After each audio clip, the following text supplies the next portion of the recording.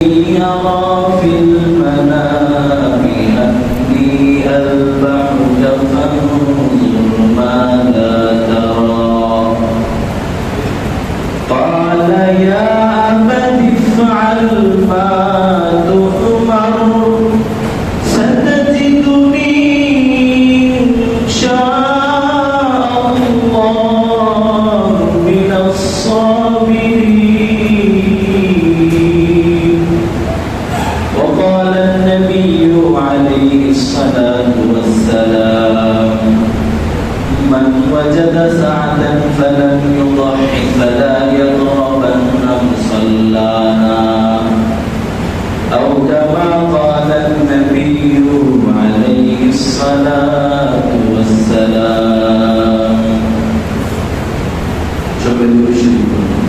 اللهم صل على محمد وعلى آل محمد كما صليت على إبراهيم وعلى آل إبراهيم إنك حميد مجيد.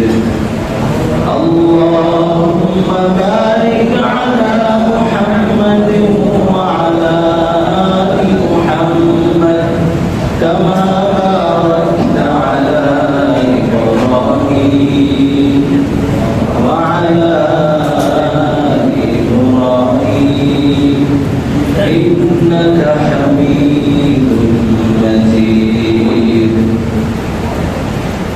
الله أكبر الله أكبر لا إله إلا الله والله أكبر ولله الحمد. الله أكبر لا إله إلا الله والله أكبر ولله الحمد. الله أكبر لا إله إلا الله والله أكبر ولله الحمد. الحمد لله আল্লাহ পাক রব্বুল আলামিনের দরবারে অসংখ্য অগণিত শুকরিয়া যে আল্লাহ তাআলা আমাদেরকে কুরবানির ঈদের দিনে ঈদের নামাজ আদায় করার জন্য সকাল সকালে মসজিদে আসার মতো বসার মতো তৌফিক দান করেছেন। সেই মহান রব্বুল আলামিনের দরবারে শুকরিয়া আদায় করে সবাই বলি আলহামদুলিল্লাহ। মুহতারাম হাজিরিন, আজকের দিন হলো ঈদুল আযহার দিন, যেটাকে আরবিতে বলা হয় ইয়াউমুন নাহর। আমাদের দেশের ভাষায় যেটা আমরা বলে থাকি কুরবানির ঈদ, কুরবানির ঈদের দিন। ঈদুল আযহা এটা একটি আরবি শব্দ যার অর্থ হলো কুরবানির আনন্দ, কুরবানির উৎসব। এদিন মুমিন বান্দা সে উৎসব আর খুশি পালন করে থাকে। কেন সে উৎসব আর খুশি পালন করে?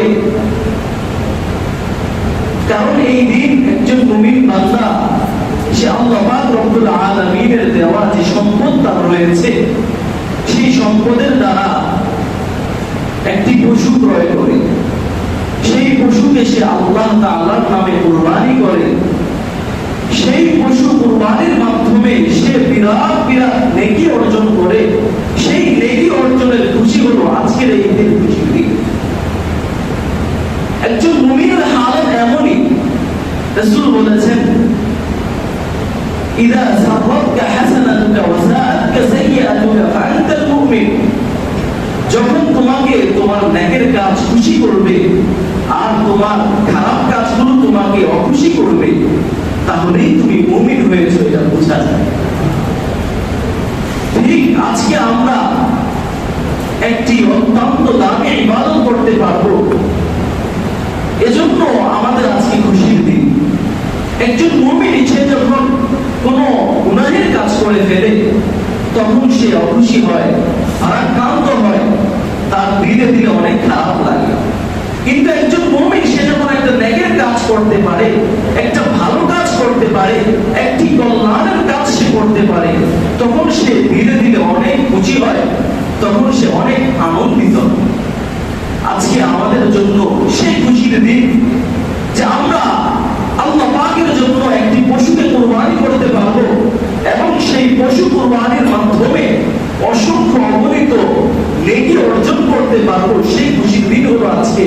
ঈদুল আযহার দিন। আজকের খুশি হলো সেই নেকি অর্জনের খুশি। প্রত্যেকটি জাতি এবং ধর্মাবলম্বীরা তাদের নির্দিষ্ট একটি দিন রয়েছে, সেই নির্দিষ্ট দিনের মধ্যে তারা আনন্দিত হয়, উৎসব পালন করে। মানুষের একটি স্বভাব হলো সে সাধারণত এক ধরনের কাজে সর্বদা লেগে থাকা, এটা তার জন্য এক নির্মিত কারণ হয়, এটা তার জন্য এক সময় আর ভালো লাগে না।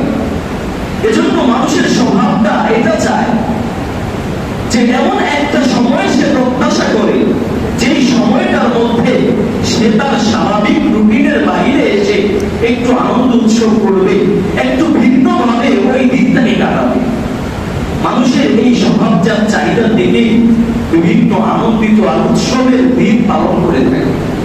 পরবর্তীতে বিভিন্ন উৎসব আর আনন্দের দিনগুলো বিভিন্ন ধর্মের শিয়ার হিসেবে পরিগণিত হয়।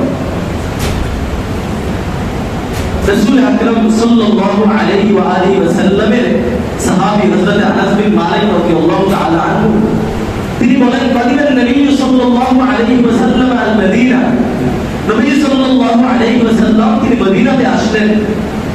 মদিনাতে এসে তিনি দেখতে পেলেন ওয়ালাহুম ইয়াওমান ইয়ালআবুনা ফীহিমা, রাসূল দেখতে পেলেন ওই অঞ্চলের মানুষদের জন্য দুটি দিন রয়েছে, যে দুটি দিনের মধ্যে তারা আনন্দ আর উৎসব করে থাকে। রাসূল জিজ্ঞাসা করলেন, মা হাদাল ইয়াওমান, এই দুটি দিন সেই দুটি দিন কোন দিন তোমরা যেগুলোতে আনন্দ উৎসব করে থাকো? তখন তারা জবাব দিলেন, কুন্না নালআবু ফীহিমা ফিল জাহিলিয়া, আমরা জাহিলি যুগেই এই দুটি দিনেতে আনন্দ উৎসব পালন করে থাকতাম। তখন রাসূল করিম সাল্লাল্লাহু আলাইহি ওয়াসাল্লাম বললেন, ইন্নাল্লাহা ক্বাদ আবদালা বিকুমা খায়রাম মিনহুমা ঈদুল আযহা ওয়া ঈদুল ফিতর, আল্লাহ পাক রব্বুল আলামিন তোমাদের সেই দুটি উৎসবের দিনের পরিবর্তে আল্লাহ তাআলা তোমাদের জন্য ভিন্ন দুটি উৎসবের দিনের আয়োজন করেছেন। সেই দুটি উৎসবের দিন হলো এক নম্বর ঈদুল আযহা, দ্বিতীয় ঈদুল ফিতর। তাহলে এই ঈদুল আযহা আর ঈদুল ফিতর এগুলো হলো আল্লাহ পাকের পক্ষ থেকে দেওয়া, রাসূলের পক্ষ থেকে দেওয়া মুসলমানদের জন্য এক আনন্দ উৎসবের দিন। ঈদুল আযহার দিন হলো আজকে। আজকের দিনের প্রধান আমল হলো বান্দা আল্লাহ পাকের জন্য আল্লাহ পাকের নামে সে কুরবানি করবে। আজকের দিনের প্রধান আমল হলো কুরবানি করা। এই কুরবানি এটা সাধারণ কোনো আমল নয়, এটা ইসলামের শিয়ারের অন্তর্ভুক্ত একটি ইবাদত, ইসলামের নিদর্শনাবলীর অন্তর্ভুক্ত একটি ইবাদত। ইবাদত হিসেবে এই কুরবানি এটা অত্যন্ত গুরুত্ব রয়েছে। এজন্য দেখা যায় শুধুমাত্র আমাদের নবী হযরত মুহাম্মদ মুস্তাফা সাল্লাল্লাহু আলাইহি ওয়া আলিহি ওয়াসাল্লাম তার উম্মতদের মধ্যেই শুধুমাত্র কুরবানির বিধান নেই, বরং তার পূর্ববর্তী যত জাতি, যত ধর্মাবলম্বী ছিলেন, যত নবীদের উম্মত ছিলেন, সকলের জন্যই এই কুরবানির বিধান ছিল। এই কুরবানির সূচনা হয়েছে হযরত আদম আলাইহিস নবিয়িনা ওয়া আলাইহিস সালাতু ওয়াস সালামের সেই যুগ থেকে, যেটা কথা আল্লাহ পাক রব্বুল আলামিন কোরআনের মধ্যেই বলেছেন, ওয়াতু আলাইহিম নাবাআতাই আদম বিল হক ইয কাররাবা কুরবানান ফাতুকবিলা মিন আহাদিহিমা ওয়া লাম ইউতাকাব্বাল মিনাল আখার। যে আল্লাহ পাক রব্বুল আলামিন রাসূলকে বলতেছেন, হে নবী, আপনি আপনার উম্মতদেরকে আদম আলাইহিস সালাতু ওয়াস সালামের দুই সন্তানের ঘটনা সত্য সহ বর্ণনা করেন, যে তাদের উভয়ে যখন কুরবানি পেশ করেছিল আল্লাহ পাক একজনের কুরবানি কবুল করেছেন, আরেকজনেরটা কবুল করেন। কি ঘটনা ছিল? আদম আলাইহিস সালাতু ওয়াস সালামের দুই সন্তান হাবিল আর কাবিল, তারা একজন মেয়েকে বিবাহ করতে চেয়েছে। আল্লাহ পাক ফয়সালা করলেন, তোমরা উভয়ে কুরবানি দিবে, যার কুরবানি আল্লাহ গ্রহণ করবেন সেই ওই মেয়েকে বিবাহ করবে। পরবর্তীতে হাবিল, সে তার দিনের মধ্যে ইখলাস ছিল, সে তার উৎকৃষ্ট মাল থেকে একটি উত্তম পশু সেটাকে তিনি কুরবানি করলেন। আর কাবিল সে তার উৎকৃষ্ট মাল থেকে কোনো কিছু পেশ করেনি, বরং এক বর্ণনা এসেছে তিনি কিছু শস্যাদি কুরবানি হিসেবে পেশ করলেন।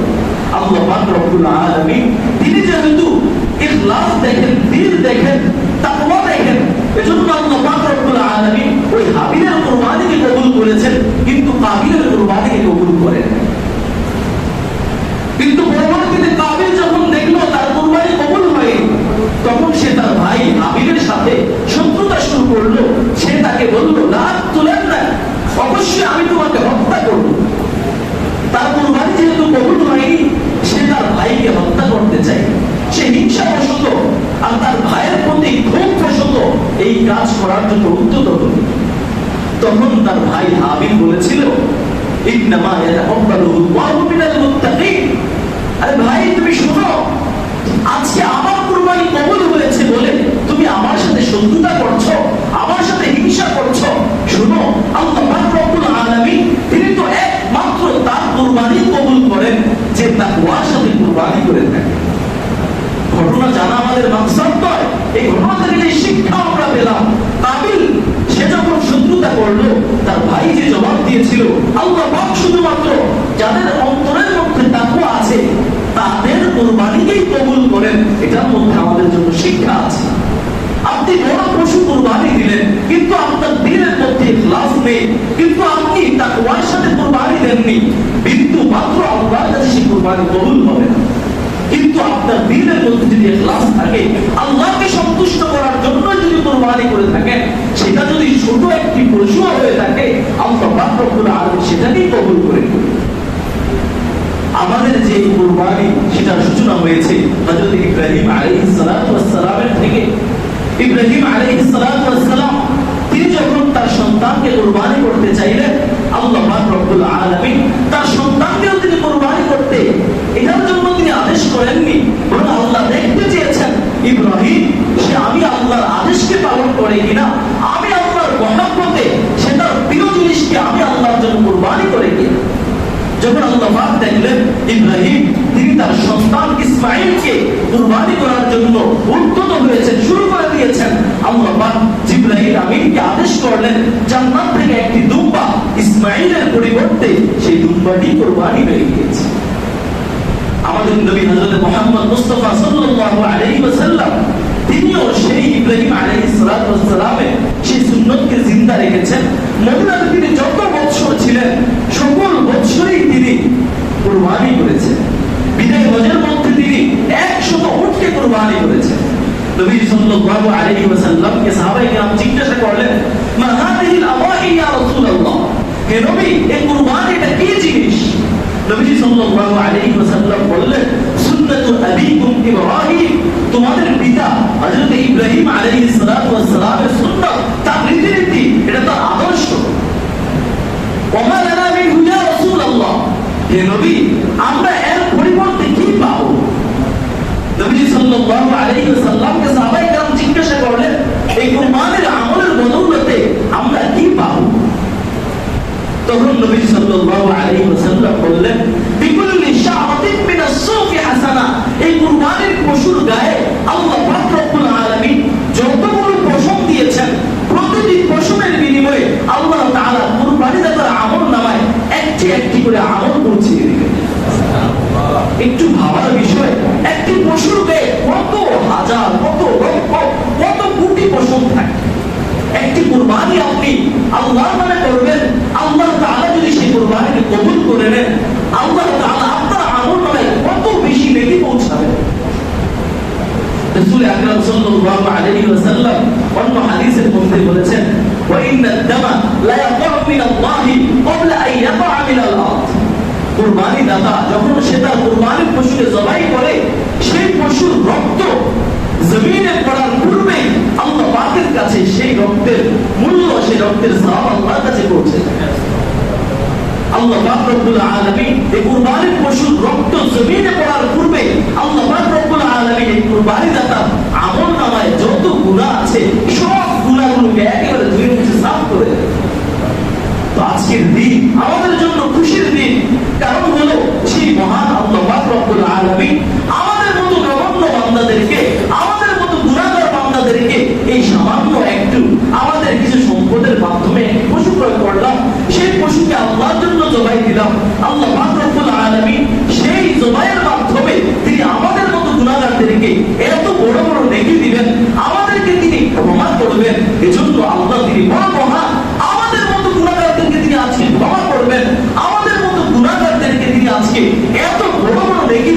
এজন্য সে আল্লাহ তিনি অনেক মহান। আজকের তাকবীর এই শিক্ষায় আমাদেরকে দেয়, আল্লাহু আকবার, আল্লাহু আকবার, তিনি বড় মহান, তিনি আমাদেরকে আজকে ক্ষমা করবেন, তিনি আজকে আমাদেরকে এত বিরাট বিরাট নেকি দিবেন। মুহতারাম হাজিরিন, এই নেকি যদি হাসিল করতে চাই তাহলে সর্বপ্রথম সবচেয়ে বড় শর্ত হলো সেই পশু যেটা আপনি ক্রয় করবেন, যেটা ক্রয় করেছেন সেটা অবশ্যই হালাল অর্থের দ্বারা হতে হবে, আপনার পূর্ণাঙ্গ ইখলাস থাকতে হবে। যদি নিয়তের মধ্যে কোনো ধরনের গরমিল থাকে, যদি মানুষকে দেখানোর জন্য, যদি মানুষের সাথে প্রতিযোগিতা করার জন্য মানুষ আপনাকে বড় বলুক, এই নিয়তে আপনি যদি কুরবানি করে থাকেন, বিন্দু মাত্র আল্লাহ সেই কুরবানিকে কবুল করবেন। কেননা আল্লাহ পাক রব্বুল আলামিন কুরআনের মধ্যেই বলেছেন, লা ইয়ানালুল্লাহু লুহুমুহা ওয়ালা দিমাউহা ওয়ালাকিন ইয়ানালুহু তাকওয়া মিনকুম। আল্লাহ পাক রব্বুল আলামিনের কাছে কুরবানির পশুর রক্ত, গোশত এগুলো আল্লাহর কাছে পৌঁছে না। আল্লাহ পাকের কাছে দিলের অন্তরের যে তাকওয়া, অন্তরের যে ইখলাস রয়েছে সেটাই আল্লাহর কাছে পৌঁছে। এজন্য আপনি যে পশু কুরবানি করবেন অবশ্যই তার মধ্যে ইখলাস আপনার পূর্ণাঙ্গ থাকতে হবে। ভাই একটা বিষয় একটু ফিকির করি, মূলত তো বিধান ছিল আমার সন্তানকে কুরবানি করা। আজকে যদি আমি আমার সন্তানকে কুরবানি করতাম তাহলে আমার নিয়তের মধ্যে কোনো গরমিল থাকতো না, তাহলে আমি আমার সন্তানকে কুরবানির সময় দু চোখ দিয়ে অশ্রু প্রবাহিত হতো। এজন্য আমাকে কুরবানি করার সময় এটা ফিকির করতে হবে, এটা তো আল্লাহ পাক রব্বুল আলামিন আমার সন্তানের বিপরীতে এই পশুটাকে কুরবানি করার বৈধতা দিয়েছেন। তাই কুরবানি করার সময় খেয়াল করা আমার নিয়তের দ্বারা যেন এই পশু, দামি পশুটা, এই মূল্যবান এই পশুটা এটা যেন নষ্ট না হয়ে যায়। মুহতারাম হাজিরিন, কয়েকটি গুরুত্বপূর্ণ মাসআলা আজকে আমাদের জেনে নিতে হবে। এর মধ্যে এক নম্বর মাসআলা হলো কুরবানির পশুর জবাইয়ের ক্ষেত্রে কয়েকটি গুরুত্বপূর্ণ বিষয়, কয়েকটি গুরুত্বপূর্ণ মাসআলা। আপনি কুরবানির পশুকে জবাই করবেন তার পূর্বে আপনি যেই অস্ত্রটি দিয়ে, যে ছুরিটি দিয়ে জবাই করবেন অবশ্যই সেই ছুরিটি অত্যন্ত ধারালো হতে হবে, যাতে করে পশুর কোনো বিন্দু মাত্র কোনো কষ্ট না হয়। এই ধারালোহীনতার কারণে পশুর যেন কোনো কষ্ট না হয়।